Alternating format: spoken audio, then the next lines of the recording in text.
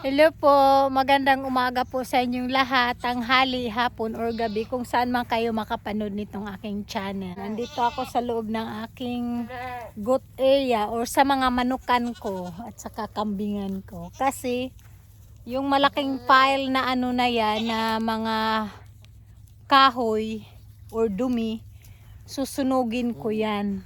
Nakalive kasi yung asawa ko. Ayaw niya kasi ako mag-start ng fire kapag wala siya. Gusto ko pag nakalive siya kasi marami kami mga chores na nagawa dito sa aming bukirin.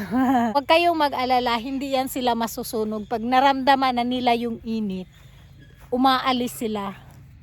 Lumalayo sila sa sa apoy. Kaya huwag kayong mag-alala, hindi yan sila mahaharm. Start lang ako ng aking apoy. Ito. Fire starter ko.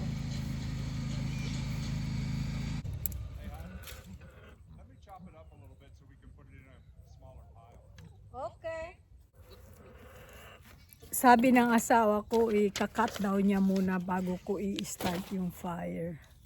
Para medyo mas maliit yung niya, circle ng fire niya at mas matayog. Kaya antayin ko lang siya. Ito yung area ng kambing ko at saka manok ko hanggang doon sa dulo. Kaya masaya sila dito kasi maluwang yung nila area. Pati dito sa likuran hanggang doon sa my fence, kung makita nyo yun. Hanggang doon. Kaya masaya yung mga kambing ko dito. Hindi sila maubusan ng pagkain. Ganito lang kasimple. Which is gustong gusto ko naman. Kasi laking probinsya ako. Probinsyana ako. At hindi mawawala sa akin yan. Proud probinsyana. Dito sa Amerika. Yung luma naming mower, ginawa ng asawa ko. Tinanggal niya yung ilalim, yung taga-cut ng grass. Ginawa na lang niyang parang service around dito sa namin para pag may mga ginagawa kami. Yan, ilalagay namin dito mga kahoy-kahoy para masunog na. Yan, nakalip ang aking partner. Yan, pinuputol niya ng maliliit yung mga kahoy para mas mabilis masunog. Ganito lang kami pag wala siyang paso. Ito naman mamaya, pag may apoy na ako, may ugagan. Kasi mainit para kasi lalong dadami yung itim-itim ko pag walang magninja.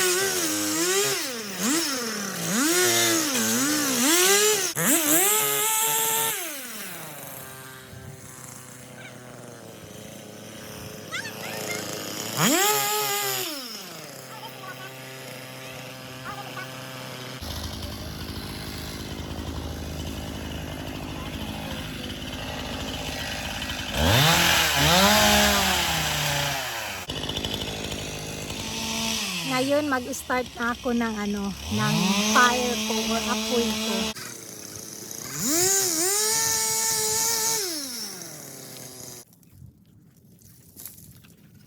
Ayan ang aking apoy, nag-start na. Ayan, pumula na siya Tapos pinagpuputol naman ng asawa ko yung sanga-sanga ng mga kahoy na naputol. Ayan, palaki na ng palaki yung apoy ko. Ayan na, ang ating malaking apoy. Lumaki na siya ng lumaki. Yan, kung gaano siya kalaki. Grabe ang init. Kahit andito tayo kalayo, naramdaman ko yung init sa mukha ko. Tingnan nyo. Oh my God. Ang aking malaking apoy. I'm the queen of fire. Grabe ang init. Kahit nandito tayo kalayo, ramdam ko yung init niya. Grabe. Can you feel it? It's so hot. Yeah, it'll tomorrow, isn't it? Oh yeah. Oh my God, ang init niya. Oh my, I'm gonna move.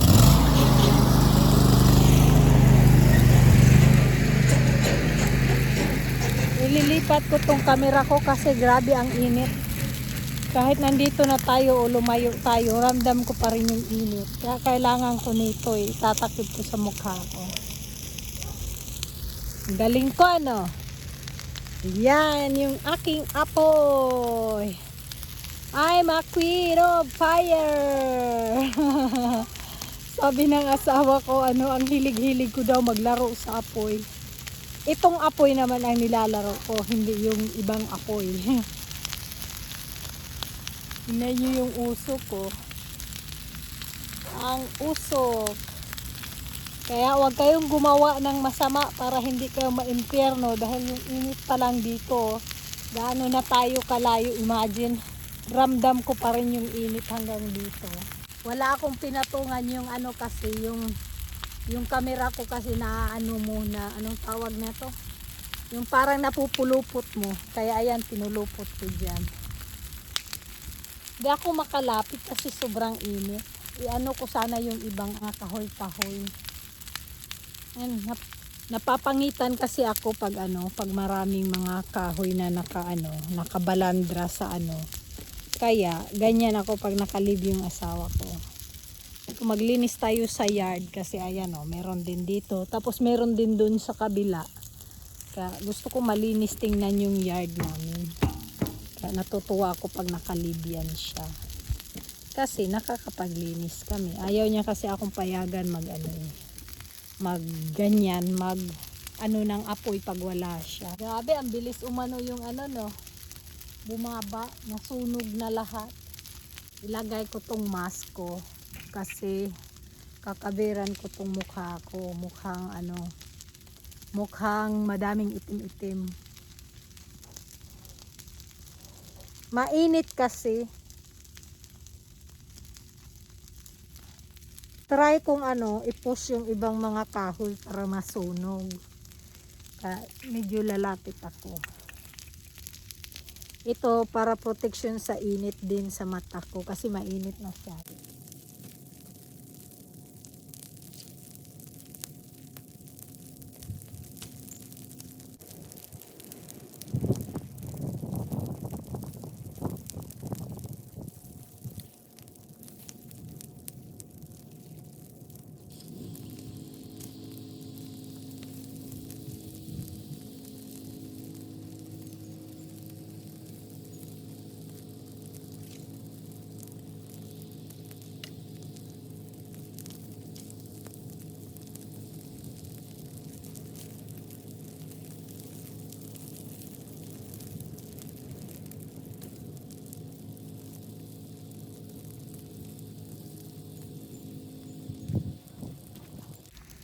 Init masyado. Yung asawa ko naman, kinuha niya yung mga sanga-sanga galing dun sa kabilang area, dinala niya dito para masunog din namin.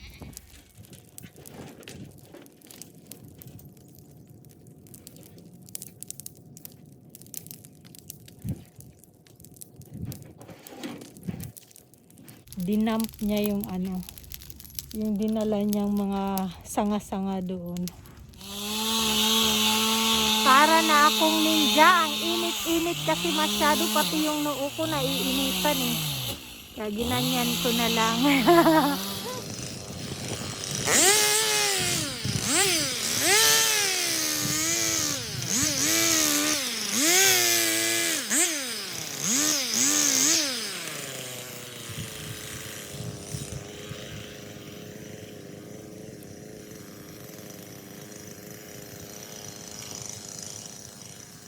Marami na kaming na-clear Yung dyan na pile, ubos na. Nailagay ko na doon sa Tapos yung isang puno na ano, na yung mga branches, ayun na, natapon ko na rin doon. Pati yung doon sa corner doon, natapos na rin. Ngayon, tinatapos na lang ng asawa ko yung doon sa mas malayo-layo, yung sa kabilang side, na yung gumagamit siya ng ano, tractor para mahakot niya dito. Kasi mas madami din yung nandoon. Yung tinatapos na lang niya yung nandun sa side na yun. Yung sa ano, sa fence na linya. Tinatapos na lang niya. Malapit na kaming matapos. At saka titigil din yan siya ngayon kasi kahit naka-leave yan, ano yan, may conference meeting pa rin yan siyang gagawin. Kaya iwan niya ako dito pag nag-ano na siya, oras na ng conference niya. Kaya okay lang, ganun talaga. May hindi natapos yung asawa ko ng konting pile doon sa kabila, kaya kukunin ko para matapos na yung pagsusunog ko. Kailangan niyang huminto dahil may conference meeting siya eh. Kahit naka-leave siya, syempre meron pa rin siyang mga tungkulin na kailangan niyang gawin kahit nasa bahay lang siya. Kaya tapusin ko yung hindi niya natapos. Kunti na lang naman eh. Kaya punta tayo dun sa kabila. Paandarin lang natin itong ating munting sakayan.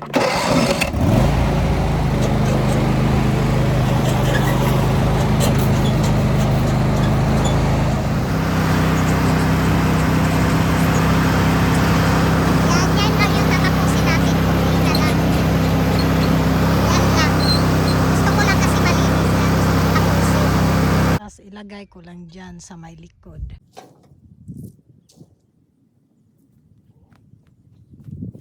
Kaya ganito yan siya kasi pag minsan nagpuputol kami doon sa kabilang side, tinatapon lang namin dito, dito sa may gilid-gilid lang. Tapusin ko lang ito.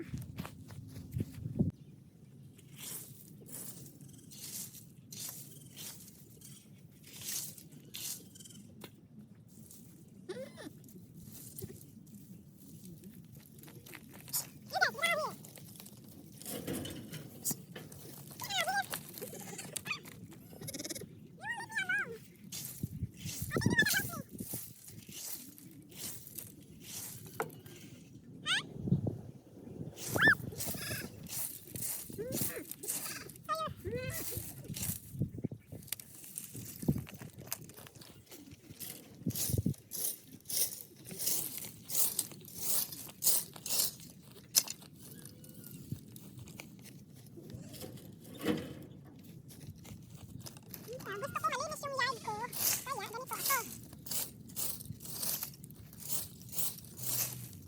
Maganda kasi tingnan pag malinis yung yard.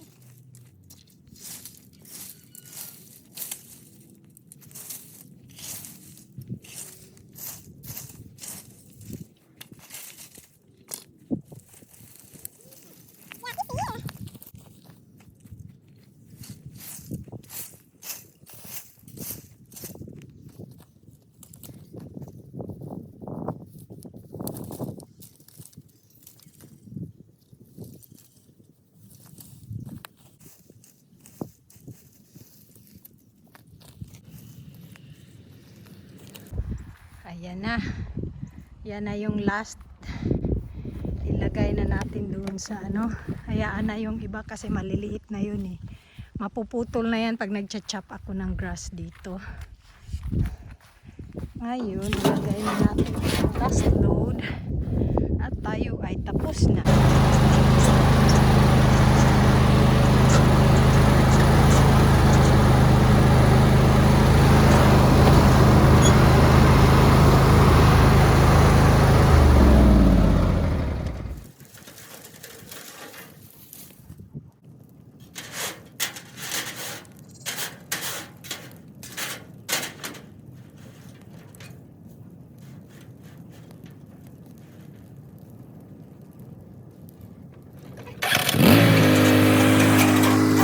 Ayan, tapos na kami. Natapos pati yung doon sa pinaka ano, sa gilid. Tapos na talaga kami. Ayan na yung paligid. Malinis na tingnan. Hanggang papunta doon. Hindi ko lang alam kung kitang-kita nyo. Yan, malinis pati doon sa dulo. Ayan, tapos na kami. Gusto ko lang po magpasalamat sa inyong lahat sa patuloy niyong pagsubaybay sa aking channel. Sana wag po kayong magsawang sumuporta sa akin. God bless you all. Bye-bye. Mwah.